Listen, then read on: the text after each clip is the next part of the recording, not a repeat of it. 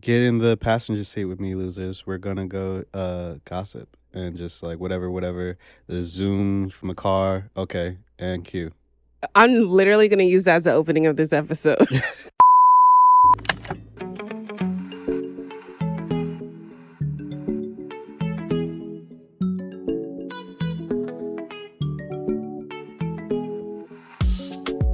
I love it. Thank you, babe. Mm-hmm. Hi, everybody. Welcome to Passenger Seat Parlay. And as you heard from that amazing intro, I'm with my Blerdy lover in crime, Sly Cooper Fox. Thank you for having me. Of course.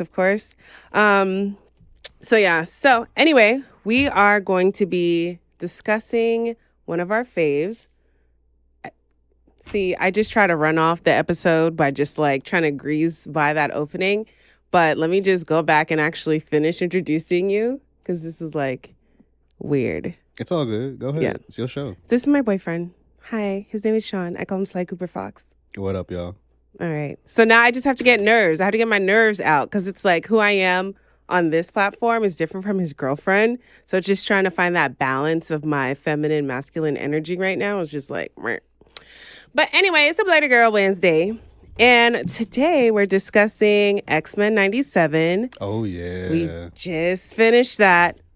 And mind you, we know X-Men 97 been out. When did it come out? February? March? Yeah, it's been out for a while. Yeah, it's been dropped.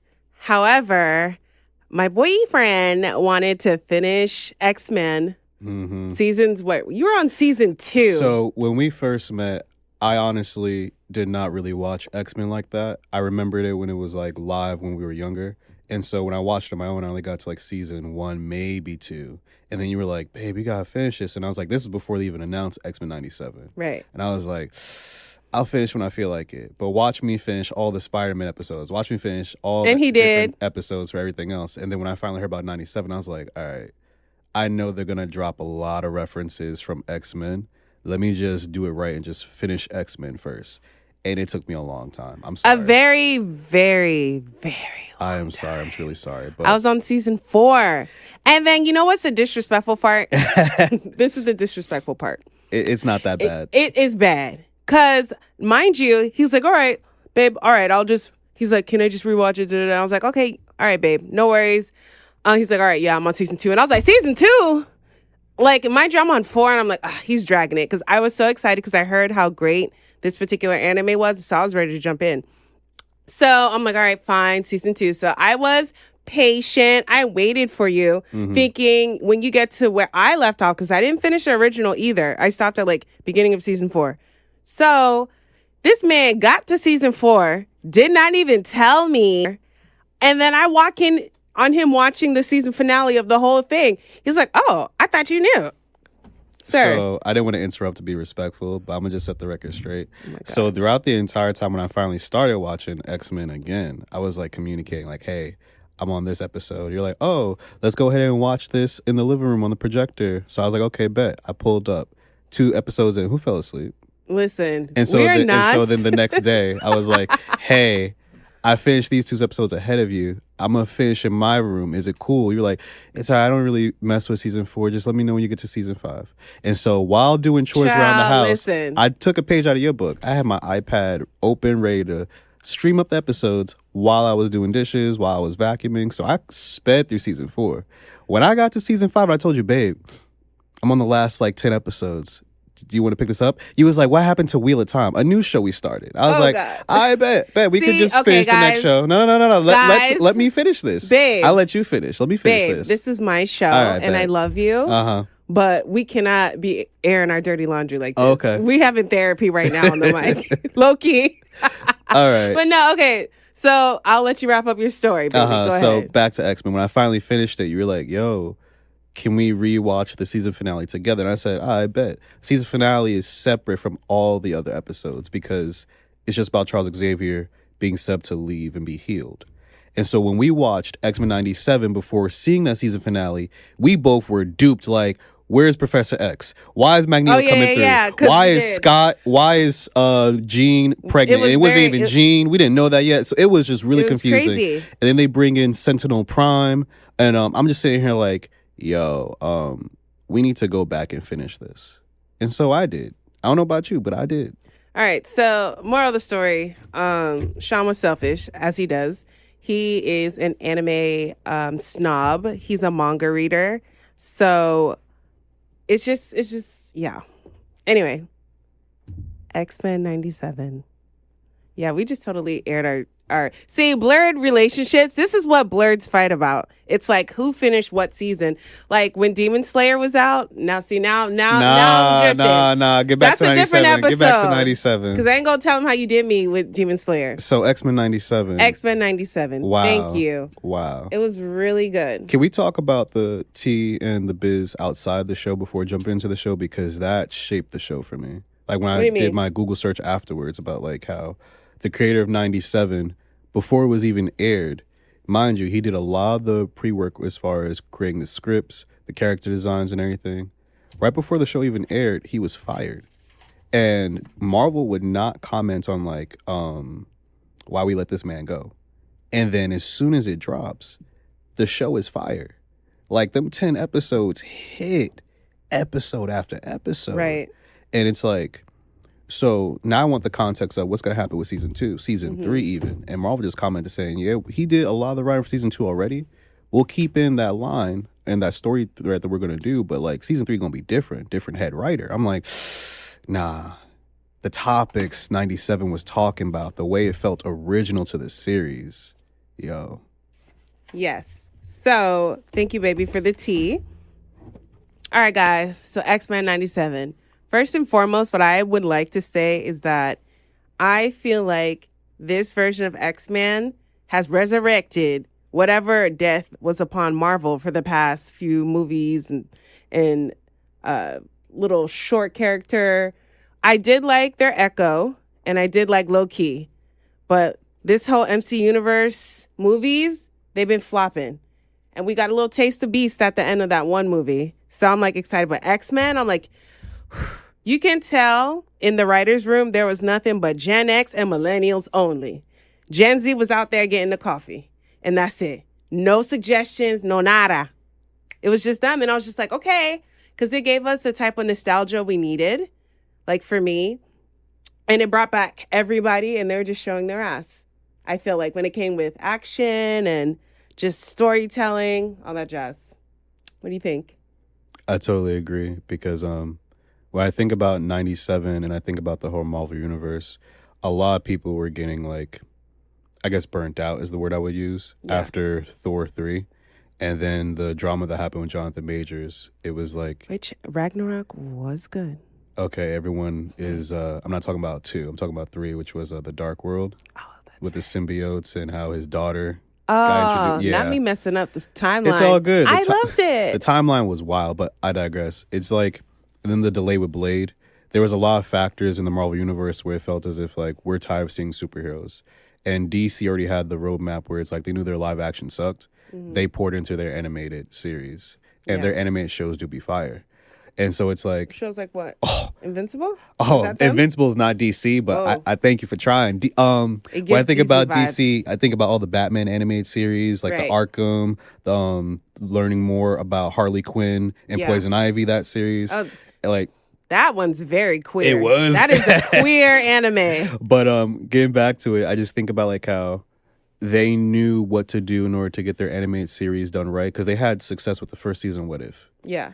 And so now they realize that like if this is what the fans want, and it doesn't have to be some universe imploding or trifecta that's going to really make them feel burnt out because we're tired of hearing about multiverses. Yeah. We're tired of going into space.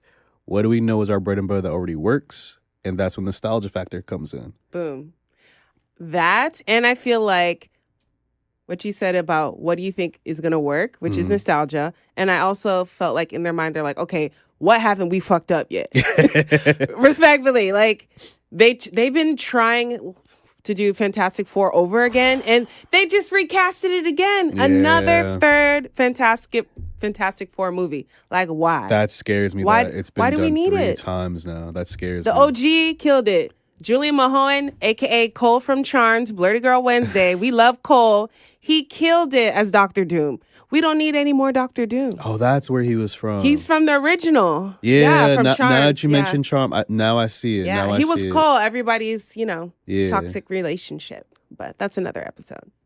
So I think that, like, if we didn't do it that way, if we didn't choose to focus on something that hasn't been tapped in just yet, like, it was just a year gap. It was a between year. the original episode and the new series. And I love how they rewrote everything. But we got to give people like a breakdown as to what did they rewrite for and what was different. Facts. First of all, in the first opening, they honored the original opening, which was nice.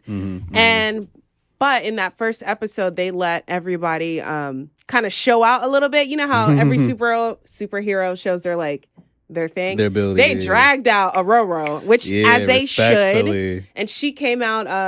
Which version of Aurora was she? She's the one who's with the Murlocs. So thinking about the fit, even though they had the mohawk going and that threw it off a little bit. They tried to combine it too. I think they had the 90s. I want to say 95 to 97. Yeah. Because when she loses her power and then she gets it back, she goes to the black fit. Yeah. And that was her black fit right around the time when she met T'Challa and became the Queen of Wakanda, I think. So it's like the timeline was perfect with her fits and her powers. It's her powers. Everybody's opening was fire. For me, some of the pop-out players of this season, definitely Rogue. They shined on Rogue like they never had before. They gave her a lot more respect and a lot more character development. Yeah, because she was bad in the comic books. Like, Rogue was a problem. Yeah. Like, since we're talking about Rogue, can we talk about her connection to her trifecta? Yeah. Her Magneto, her Gambit, and even her brother Nightcrawler. Can we talk about it? Child, we're going to talk about the messy. Go ahead, babe. All right, so I love that they touched in the comics that Magneto is the MVP when it comes to his power. And he was able to create a very thin electromagnetic field around himself that did not disrupt her powers and allowed them to touch. Because the tea was already brewing from there. Yeah. When I say they were about to adapt from the comics when they had their love child and stuff, I was scared. I was like, they about to have another love child? In this show, we already had a problem with one baby. I was like, we about to have another problem? Nah. Yeah. I'm glad they didn't do it. But that tested the waters with our favorite Cajun. Well, you know what? A lot of women, I feel like, a lot of people who did not read the comic books or just stuck to whatever was shown on Fox, they didn't even know Magneto and Rogue got together or were together. Technically, they were together before she got with Gambit. It was a very inappropriate teacher-student relationship because Mystique was grooming her from the jump. She was like, Mystique is her mother, by the way. Yeah, she's like, you're my favored child because, think about it, Nightcrawler was blue. But you know what it is? And that goes back to talk about how mutants really are black people and people of color and that colorism. At least, you know what? I don't want to say that because even X-Men, everybody's issues, it's not a monolith. Yeah. But Mystique in particular, I associate her with a black woman wanting to change her illusion. Of course she loved Rogue. Rogue could pass. You know what I'm saying? Even though Rogue was so sad that she could never be intimate or touch anybody, right? And then Nightcrawler and that just shows to tell you, Nightcrawler, he's in the church. He doesn't even kill people. Most of his attacks are like offensive and he reverts so he doesn't hurt people. Oh, you mean defensive? Yeah. Yeah, thank you, baby. Because he's covered like he's the most blessed and that's the one you hate. It's colorism, but we're going to get into it. Well, you touched on a very important piece about like the passing and changing your physical appearance in order to like survive in society. I want to touch on that a little bit more. Like, you want to elaborate on that? You elaborate, babe. So like when you were saying how like I can never relate to this in this aspect of black women having to change their multifacets in order to exist in society. But what I was thinking specifically was like how from Nightcrawler's perspective, he was born and he immediately gave her up. As in like mom was passing, she was a whole different life. She was married to the Lord. And then as soon as they see this blue-haired baby, they're like, what the heck is this? You gave birth to the devil. And he had the pitchfork tail already. So it was bad. Little Nightcrawler. So then when Nightcrawler exposed his mom from birth, it was like, I am you. I looked exactly like you. The only difference is I didn't have a tail. Yeah. So like, are we gonna have that mother-son relationship? Threw homie over over a waterfall, trying to get rid of him. Yep. And then had another baby, already went for the passing child. Because if we think about that colorism aspect, it's like Rogue was the one who could fit into society until she had her awakening. Yeah. When she realized she could no longer touch without draining or absorbing powers, that's when Mystique pulls up like, yo, you really are my daughter. I'm going to show you how to pass anyway. I'm going to groom you, get you Captain Marvel's ability so you can have that super flight, super strength. I'm going to have you get all this endurability, attacks, everything. And then right when she was ready to be like the prime mutant, pull up to Magneto like, hey, hubby. Well, not even hubby, because he had her like a mistress the entire time. They was just fucking. Yeah, that was a mistress right there. That was his bottom hoe. He was like, listen, bring me the best mutant ever so we can go ahead and destroy and rebuild our society. Brings Rogue. Rogue is only like, what, 15, 16? It's a toxic mother-daughter relationship. Yes, it's like the grooming behind that was tragic. But you see how she mirrored, like how she was able to raise her daughter. Yeah. But she couldn't raise her son. Yeah. And then, again, this comes into that single mother attitude too. It's like single mothers raise their daughters differently from their sons. Had Nightcrawler been passable, she would have loved that man. And she would have nurtured him. Yeah. He would have been someone crazy. But I think his upbringing in the church. Yeah. Isn't Nightcrawler's real father Ezekiel? Yeah. So what happened is that for those who don't know, Ezekiel is like one of those demons from the netherworld, and he sometimes pops up on the X-Men having psychic battles and illusions. He's like Doctor Strange territory, almost like Mephisto. So what Ezekiel did is that like he popped up on Mystique and was like, yo, you want to recreate the Genesis? And was like, what you mean? I'm not about to be like, you God, you the angel touching me and I'm married. Nah. I'm a hoe. I got a track record. Let's get this right. Oh my God. So Ezekiel is like, oh, words you don't care? Bet. Slid through, clapped, and then we have Nightcrawler. I'm just sitting here like, damn. It's you mansplaining X-Men to me. I love it. And the Bible. Don't get me wrong. All right. we covered in the blood in this podcast studio. Speaking of covered in the blood, Nightcrawler was protected because he grew up in a very oppressive society, aka the church. The church. But then he was so into his religion that was his saving grace. Yeah. So when he gave the eulogy for a certain character in 97, I was like, yo, that was beautiful. It was. He was touching on everybody's souls. And think about it. For someone who was exiled, but the only thing that accepted them because they have a quote unquote Christian, even when he was in the church, it would still treat him bad. But because, and we're going to talk about Christians, that's another episode. Yeah. But it's like he found solace in that. So just to kind of.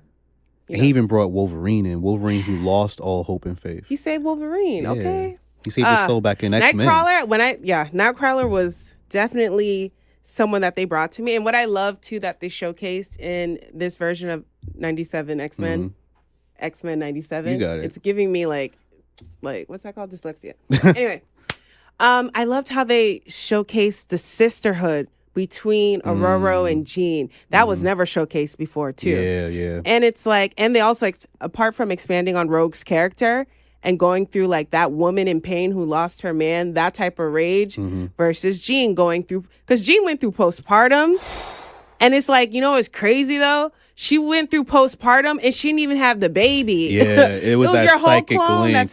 That threw me. Baby. That was messy. Baby. But when Jean caught Cyclops having a conversation with his Madeline. baby mama. Girl. Yo, it made the me. The way Jean. Yo, the humor, the subtext behind that too. Yes. It's like, Jean busted that thing up real quick. Like, what's good? Like, what's going on? Yeah, I was having PTSD for a moment. I was like, wait a minute. Whoa now. Why? Do you imagine about people? No, I don't imagine. I was just thinking specifically, I've seen so many movies like, Baby Boy. Yeah, of course.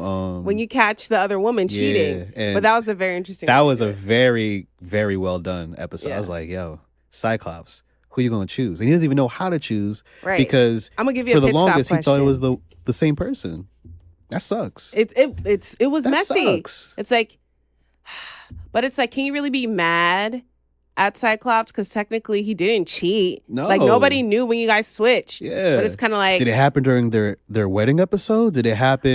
That's what I think. During the honeymoon when Sinister had them both. Mind you, that honeymoon was like 10 minutes long. I know. It was 10 the disrespect. They crazy. Just left the church. And they addressed it too. Yeah. Like he's like, even Charles was like, yo, I always try to like, give you guys grace to leave. But then you always end up coming back. Yeah. So I understood what Charles was trying to do. And I want to circle back and talk about how they did Charles wrong. All right, pit stop. But pit stop question. Uh-oh. All right.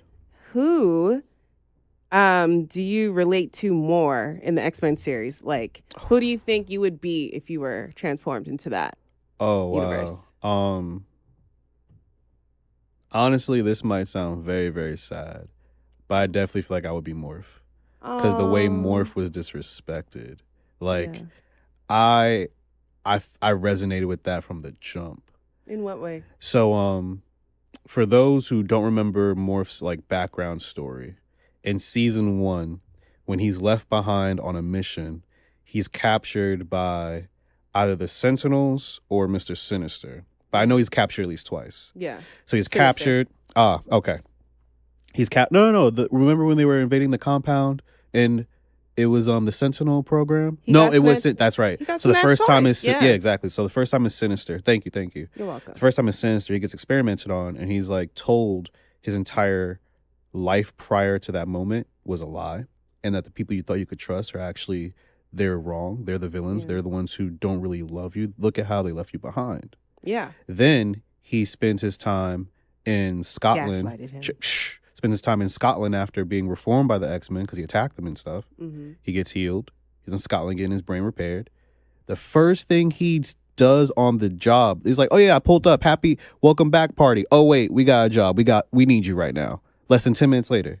What's he see on the job after trying to impress his old friend Logan? Sentinels. Homie was experiencing trauma from left and right. Like he just kept getting kicked in the rear. So then when 97 happened and they didn't mess with him as much, he got to get those little quips in, little jokes. He found his happiness again. I was like, yo, I can relate to that because I thought they were going to do him dirty again. I was afraid the entire time from You know what that translates to me? What? Not Valkyrie Rain, but me, your girlfriend. Uh-huh. That means you had some PTSD, some trauma. Yeah. And then you're used to like, being hurt. But now it's like you're healed again. Yeah. And you're experiencing light and you're able to like love and be you again. That's why I fucks with You're Morph. welcome. Oh, thank you. That's why I fucks with Morph. Okay. You're a healed man. I love that. All right, so pit stop. We done with this? Or you ain't trying to be on the highlight? Nah, the like, healing. I got sensitive. The healing. Let's go. The healing. Appreciate Morsh. Now, if you were in this universe, just to kind of stay in the same concept, who would you align with? Apocalypse. From the jump. Bae. I know. I didn't even give you the option. I know how this Apocalypse. sounds. I know how this sounds, y'all. You just want to start over? No. Like Apocalypse has always done his henchmen dirty. You gotta think of that. So mind you, when he got his powers at the very, very end, and he was going through time, and he was pulling people from different timelines and even some universes, I'd be right there with him and Mr. Sinister. Like, so y'all got your own private plans. I'm gonna have my little back pocket plan. And I'm going to pull out the moment I see the X-Men. I don't care. Y'all want me to fight? My comm go dark. I got what I needed from y'all. All right. Deuces. Because Apocalypse had the latest high-tech stuff from different timelines. They even touched on Mr. Sinister in 97 had new tech from different timelines. I'm just telling you. I'm with the winning team with the tech. Pull out. Well, now that your explanation has been explained, the actual question was... Uh-oh. Who would you align with, Magneto or Xavier, when it comes to the civil issues? The civil issues. He said Apocalypse, so he not even with both sides. He wants to restart. That's what he said. I'm really not. I'm going to reshape the world for my people, but I will do Magneto. Same lesser evil Magneto. Because can I explain this one? I mean, it's your answer. Of course, you can explain it. Oh my God. I think. Remember how Magneto had his redemption arc? Yep. In 97, and he was told finally that like, hey, you're choosing a different path. I would have been with that Magneto. That's why. That's it. Okay. That was a great answer. All right. Now, apart from anime, or at least apart from this anime. Well, this cartoon. No, because as we stated in the original Blerdy Girl episode, Japanese refer to any type of illustration as anime. Oh, so, okay. Technically, I'll take that. Anime. We're just speaking Japanese right now. What's your favorite style of anime in general? Oh, in general. And it's a double question. Oof. Which universe do you think the X-Men would thrive in? Or at least you would think would be. I've told you good. this comparison before. That's an easy one. Yeah. I'll do it backwards. The universe they thrive in would be My Hero Academia. Don't watch it. I know. It's already about how people are growing up with quirks, which are basically mutant powers.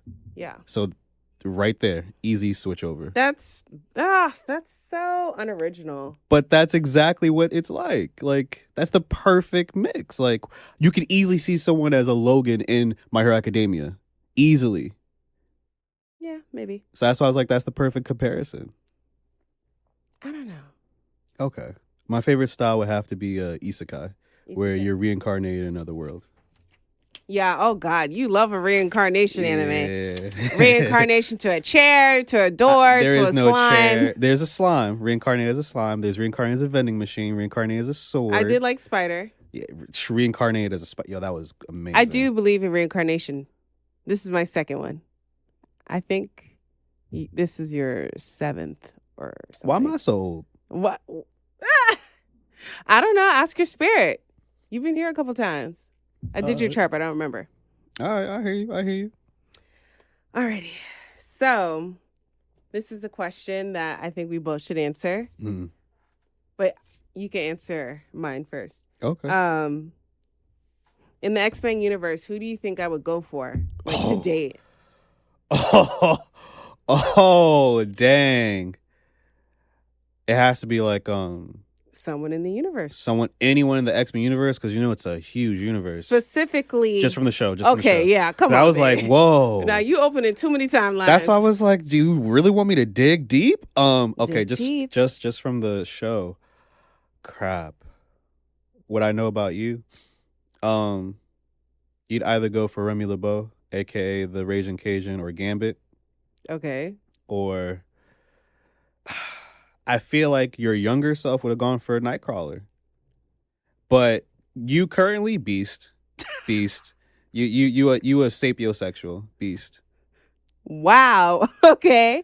You're definitely right. Beast is my type. Yup. Why not? Well, my younger self, Growing up in the church, damn, you do know me. Yeah. I was like, why Nightcrawler? And but then I was like, I probably would have dated Nightcrawler because of how he is. And before I met you, but then it would have been Gambit. Think about it. Low key. Yeah. Low key. Do I know you? I know you. You know me. All right, soulmate. You good. Yeah. Yeah, it's so true. I probably would have tried to turn freaking Nightcrawler out from the church. I have a thing for that. I don't know. I said what I said. Okay, that's funny. Alrighty. Do you want to know who I think you would go for? Sure. Let's get this. Well, who has the biggest titties? Oh my gosh. Why do you go there immediately? No. I'm kidding. Well, based off what you said today, I would say you would go for Jean, but not Jean. Maybe Madeline. I was going to say Madeline. Can I answer? I didn't think about that. I was like, Madeline. Because Jean, I think you would like Jean's aesthetics because you made a comment about my red hair. Because I know you like this color on me, by the way. Wink, wink. That. And, but you don't like that goody. Oh. You like a bad girl a little bit. A little saucy. So I'm like, yeah, Madeline. And I also think you would go for Aurora. That's the queen right there. Of course. I would always admire from afar. I would hope for that timeline that Logan had with her. I would hope for that.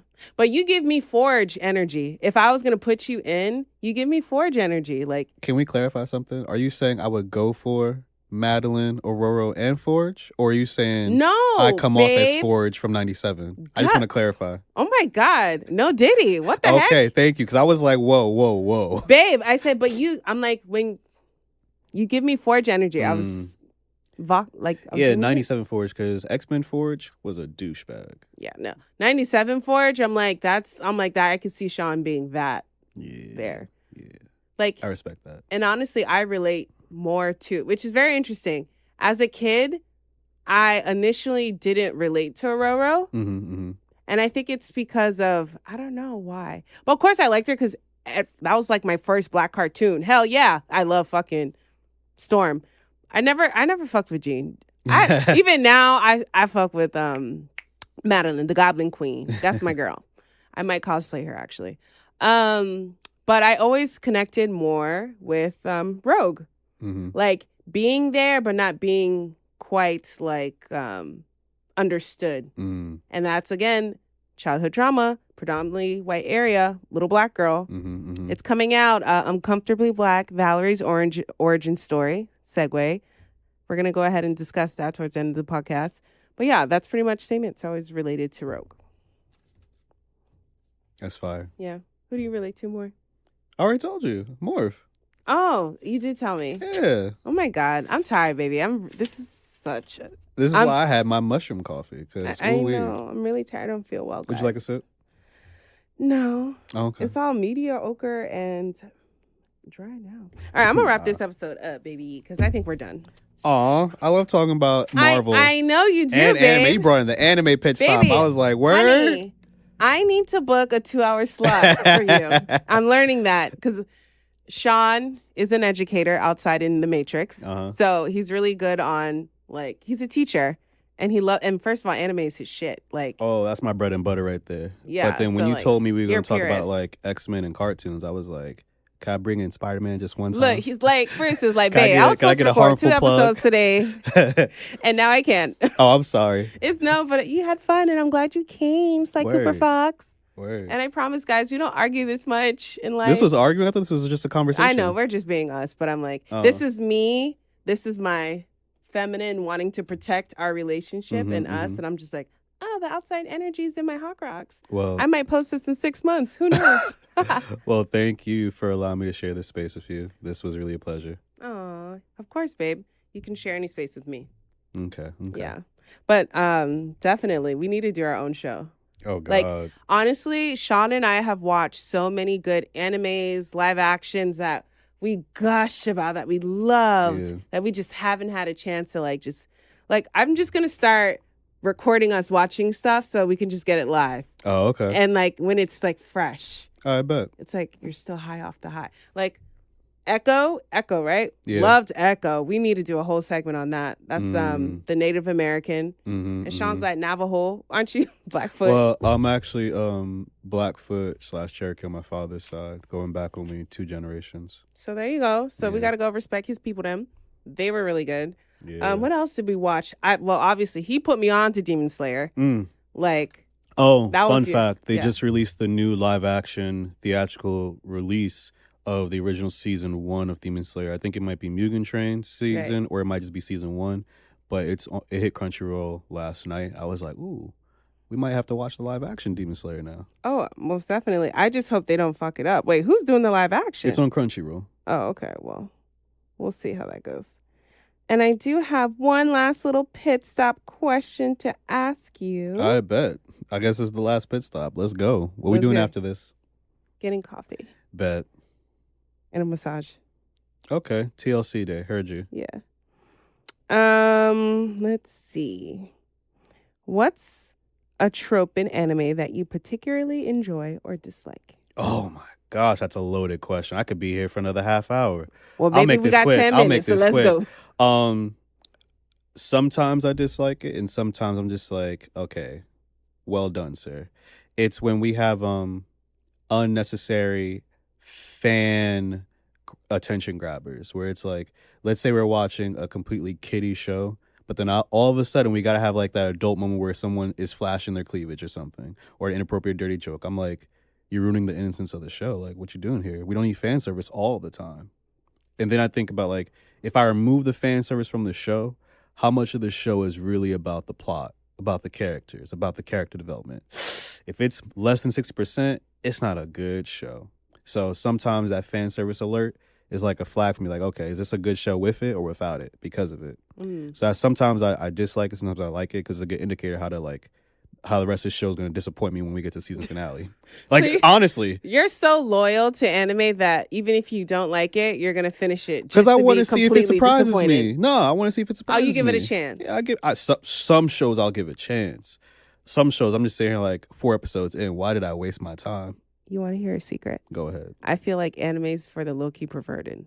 You've told me this before, so it's not a secret to me. But hey, y'all, I'm so sorry she said that. Like, it's not. Nah, come on. Because once you get up there on certain anime watchers, if y'all know, y'all know. Okay. Some things just be a little bit side-eye. I'm going to flip it and give you the American version. There are some shows that don't need to exist that are just extremely out there. Like? Remember how drawn together from Drawn MTV. Together? That was a stoner classic. Okay. So how would you rank that? Because that's very inappropriate, and it's But an babe. animation showing some very adult scenes. Okay, let's take it another step further. Big Mouth, which should be educational. It is should educational. Be educational, is very inappropriate for children under a certain age who aren't able to digest that content. Well. Mm-hmm. That show talks about children, preteens going through puberty. And but also these kids ain't yesterday's kids, babe. I know that. They're not. That's their shit. So the way you are sticking up for these... Go ahead. No, babe. But let me say, you said kids watching freaking Big Mouth. Mm-hmm. If their parents are giving them tablets at 7 and 8 with no freaking parental lock, they're gonna see Big Mouth. Big Mouth is for the preteens and the That's a whole different conversation about privacy. But what I'm trying to get at is that the way you're sticking up for those shows that are animations that also address adult types of issues and situations is very similar to how you feel about some animes that issue adult situations and content. It's very, very similar. You're sticking up for the American version. I'm out here on a ledge like, yo, you like the American version. I'm not sticking up for the Japanese version. I'm just saying. A spade is a spade. If you like that, you could like this. Just don't be acting that way just because I'm from their culture. America and I'm proud. Yes, because your culture is influencing what you're watching. It's the starting point because you're getting those references because you grew up like this. You understand it and can appreciate it. You didn't grow up in Japan. You didn't grow up in those countries. But the Japanese, they're the most repressed. They just don't walk up to people and start grabbing their titties. This is very, very think true. about how many animes. First of all, y'all seen the pictures. I have the perfect anime titties. We already know this, right? How many times have you seen an anime character fall into a girl with big ass titties and it's just stuck in the titties? That doesn't happen in Japan. In American shows, it's also happened multiple times. Not as much as the animes. Goku did it. Mangi.